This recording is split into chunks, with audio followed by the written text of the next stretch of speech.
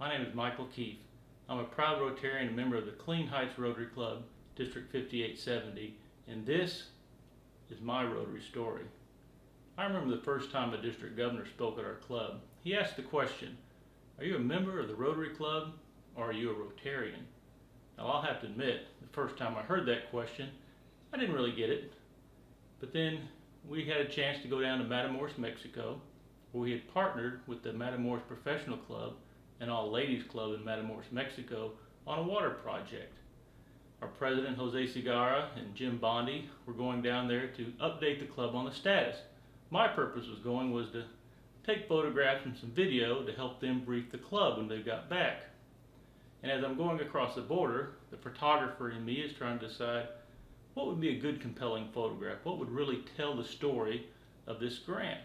And what I came to decide was I'd ask a mother and father to allow me to go inside their home and have them stand at the kitchen sink and turn their tap on, and for the very first time clean water would flow through the tap. And I thought that would be a great photograph, a compelling photograph to truly tell the story of what our grant was all about. Well, as we get to the village, I'm somewhat disappointed. First off, there's no homes per se. These people are living in more like shacks. There's no indoor plumbing at all. And we'd asked the village mayor to tell us about the water source. And he digs around on the ground and there's a single faucet buried. And he attaches a water hose to it. And he's holding up this water hose, and that was the source of water for the village.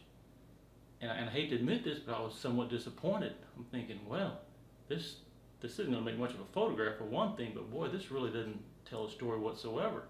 But I asked Jose and Jim to stand with the mayor. He seemed to be pretty happy about this, and I took their picture.